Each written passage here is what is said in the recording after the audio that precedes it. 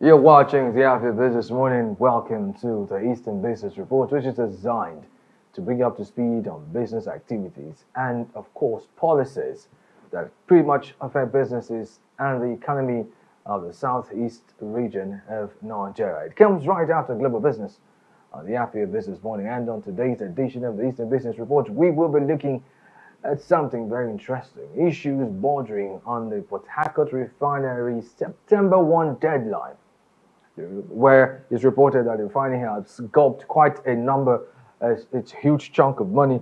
It has gulped $1.5 billion without producing oil. Now, while talking about the PH refinery saga, let me reiterate the fact that anything that affects production of, supply and distribution of petroleum products in Nigeria will by extension affect the southeast directly. After all, you'll be interested to know that in the southwest, it was found out that the southeast part of Nigeria sold petroleum products a lot higher than other parts of the country. Well, but that is not the focus of this section. I, however, needed to point this out, and having gotten that out of the way, let me remind you that sometime in August, the Senate raised concerns over the $1.5 billion approved in 2021 for the turnaround maintenance of the PH refinery with little or no result. Also, Okpeyemi Bamidele, chairperson Senate Ad Hoc Committee to investigate the alleged economic sabotage in the Nigerian petroleum industry, raised the concern during an interactive session with stakeholders.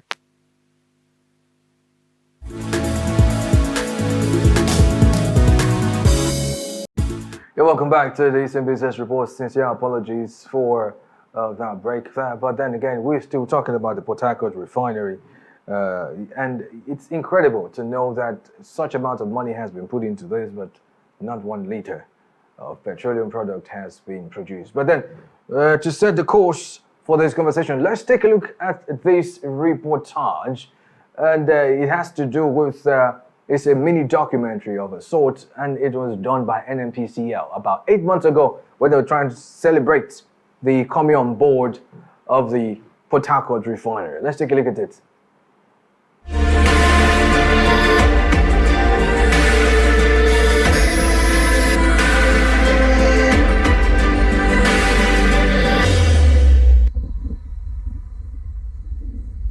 The weather is 30 degrees Celsius at the Port Harcourt refinery in Eleme, River State on this day. The heat is the least of concerns on the minds of the workers here. All hands and boots are on deck to achieve a common goal, getting the refinery back in operation. The facility, which comprises processing units, utility plants and tank farms, is undergoing a comprehensive rehabilitation involving a complete overhaul and change-out of major equipment. Looking at the metal work from the outside, it may not look like much has been accomplished. This is because the rehabilitation of the 53-year-old refinery goes beyond its static metallic frame, which is the first thing you see. The facility's instrumentation and control units, the brain of the refinery, is undergoing a complete overhaul. The rotating equipment, comprising pumps and compressors, have been upgraded and are all in place. Electrical systems, which include substations, transformers, cables, switch gears and panels, are all brand new, while static equipment like tanks, heater columns and drums are being refurbished. We have refineries in the world that are over 100 years. The basic static equipment, which is just the metallic part you see, stays fundamentally the same. Upgrades happen over the years. Yes, the old PH refinery was built in 1965, but as time went on, the instrumentations were upgraded, equipment were upgraded over years. So when we started this project, it was awarded in 2021, April to be precise. That plant then had undergone levels of upgrades. So instrumentation-wise, it has latest technologies too. For instance, the distributed control system, it is the latest we have in the market. So the refinery is coming back in very good quality to perform and compete optimally. Yes, the fact that it was built in 65 is, yes, it's true. But most of what is left of 65 is just the major static equipment and the metal frames. So for me, the refinery will come back in force and it will be very competitive. About 3,000 workers play their part each day to get the work done. From piping, welding to fabrication, the relationship between man, machine and metal is constant. So far, the plant has recorded 8.3 million man-hours with zero lost time to injuries. The reason isn't far-fetched. HSE rules are always adhered to. By the colors, you can identify them. The blues are the engineers. The brown is for operations. The orange overalls represent the contractors. Out with the old and in with the new. The removal and replacement of piping work is a major task at the Port Harcourt refinery.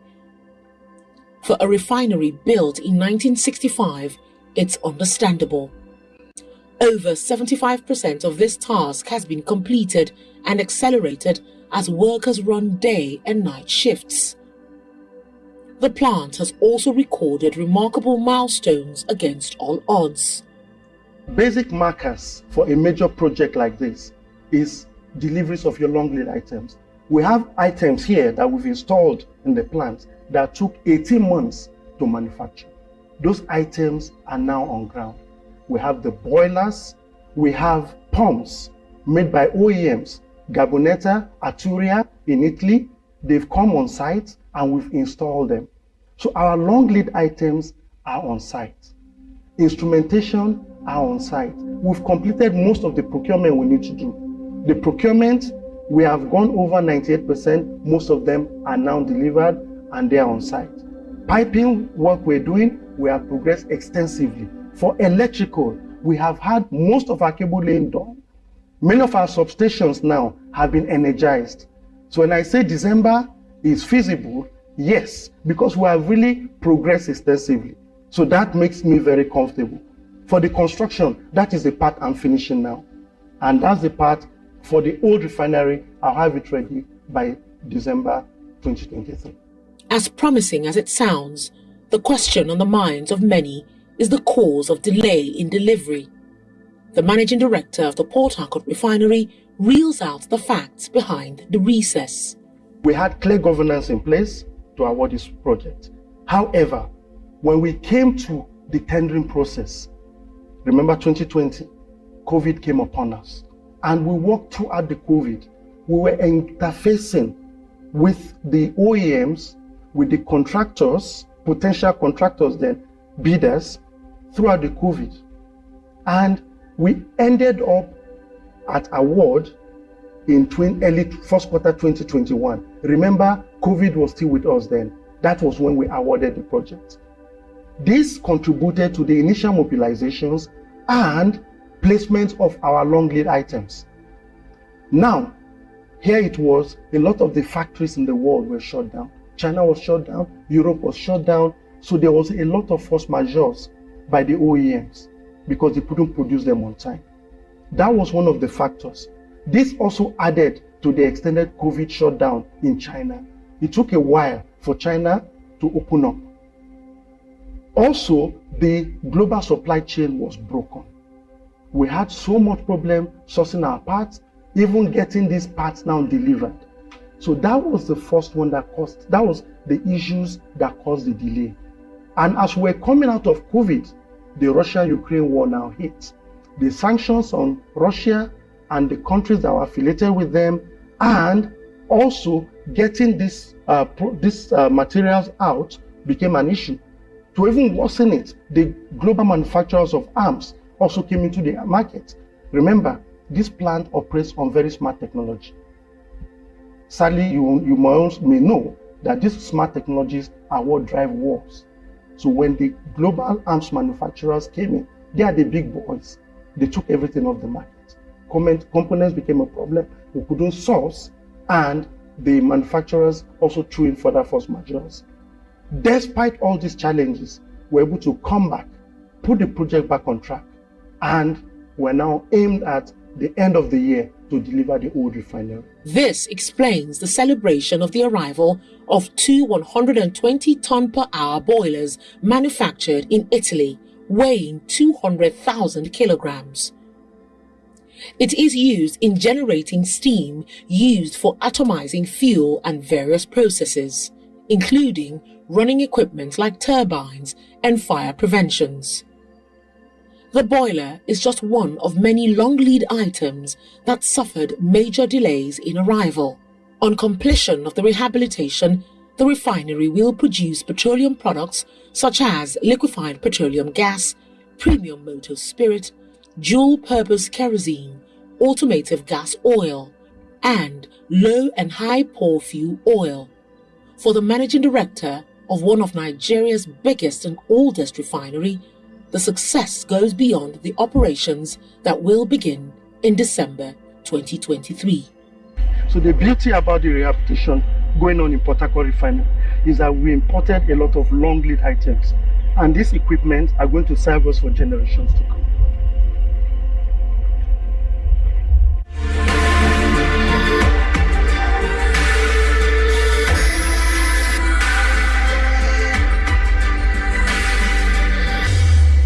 Well, despite all of that promises, all those promises and, all of that, what has happened? Now, if you think getting a $1.5 billion US check for producing nothing is virtually daydreaming, well, you haven't met Nigeria's Port Harcourt Refinery. Because so much of Nigeria's resources have been wasted under elaborate maintenance that leaves the refineries poorer than they were and their managers richer than they should have been. Practical fact. Now, originally it was scheduled for completion in 2019. The refurbishment and upgrade of the Port Harcourt Refinery, located in Nigeria's oil-rich Niger Delta region, had remained the promised stage of every administration since 1999. It's sad because my findings actually do show something, that the refinery under management of the Nigerian National Petroleum Company Limited, NNPCL, again failed to commence operations after about 7 postponements.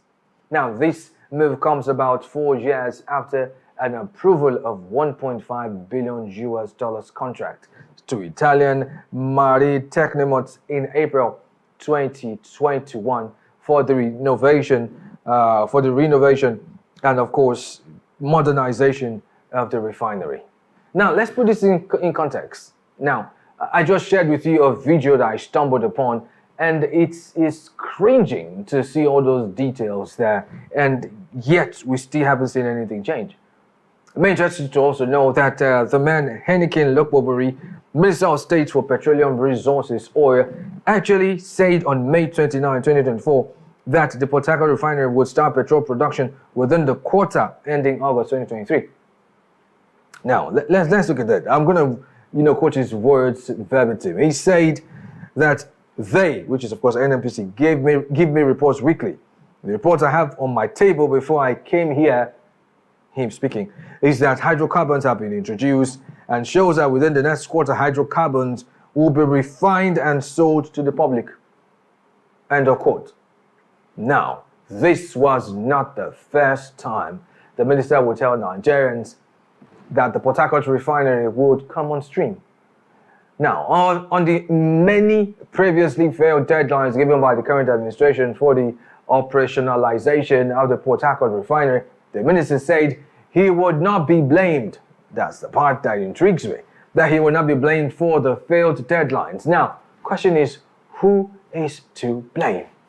Recall also that in last August, shortly after Lokbobori was sworn in as the minister, that's in 2023, he pledged that the Port Harcourt Refinery will be back on stream by December 2023, as evidenced in that video you just saw. But in December 2023, the minister also announced to Nigerians that the Port Harcourt Refinery had, in his words, commenced operation after years of underperformance, closure and turnaround maintenance, unquote. Yet, not a single drop of refined petroleum product was discharged at the refinery. Now, most Nigerians already have lost hope.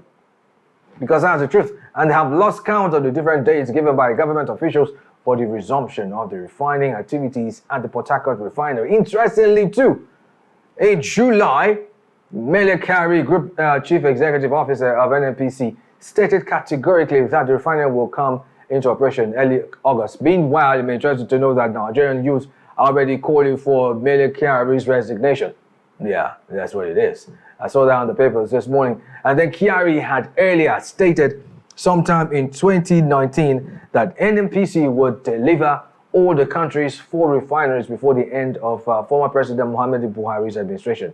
Now, while appearing before Senate recently in July 2024, Kyari boasted his words exactly where I can confirm to you, Mr. Chairman, talking to the Senate Committee Chairman, that by the end of the year, this country will be a net exporter of petroleum products.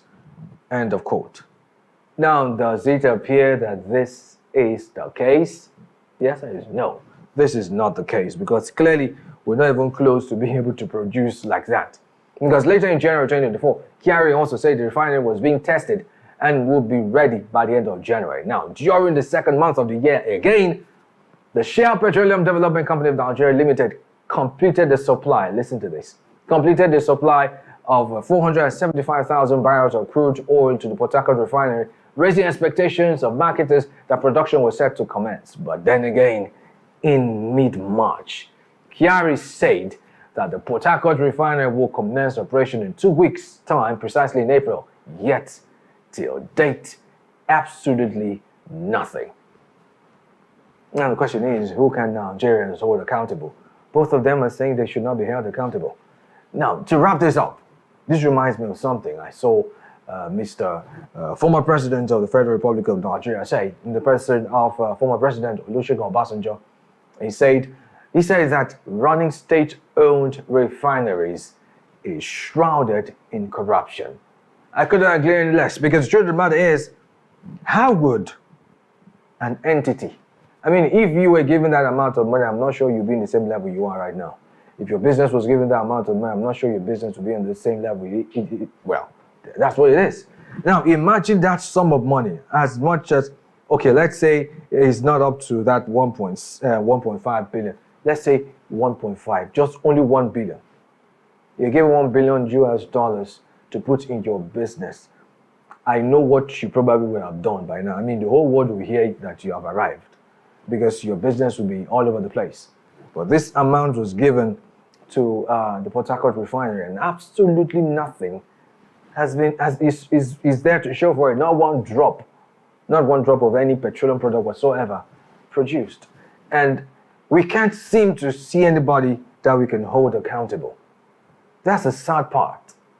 And then we complain of no foreign direct investment in the country.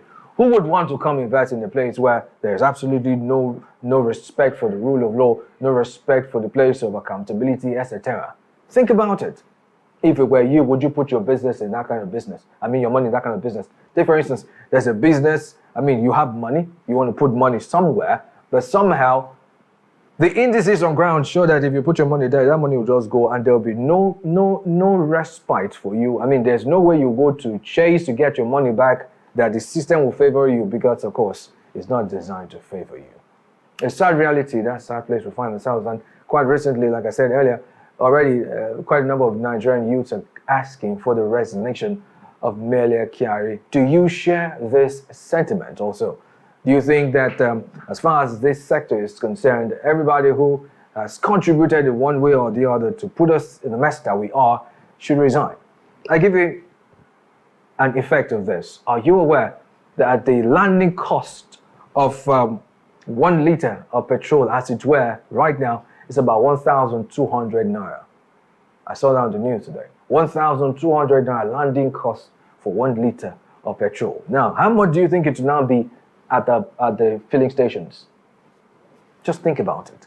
Already on the papers this morning, it was clear that one of the papers said that a liter of oil is racing towards 1,400 naira, as it were. Do you know who's going to face the brunt of this? Us, Nigerians, will face the brunt of this. Why? Because you need to move yourself from location 1 to location 2 if you're supposed to hustle and make money. The food you're going to eat will triple the price because, of course, fuel price has increased. And all of this, it appears that nobody's really talking. Nobody's asking questions. And you see, until we begin to understand that we can hold people accountable, they're there to serve us, not us serve them, per se. They're serving the people. That's the essence of the whole thing. They're supposed to be held accountable. And if a government official tells you to your face that you cannot hold him accountable, then something is fundamentally wrong somewhere. Share your thoughts with us, join in on the conversation, drop up a comment or two on our dedicated YouTube business channel. You may kindly tap in the search bar www.youtube.com/@AfyaBusiness, and while you're there, do well to hit the like button and of course subscribe so you get notifications on all business related content coming to you from Afya TV. And that's the size of the package right here on this Business Report. You're still watching the Afya Business Morning live from Enugu State, Nigeria. Coming up next is Afya. My name is Ubong Kings. Stay tuned.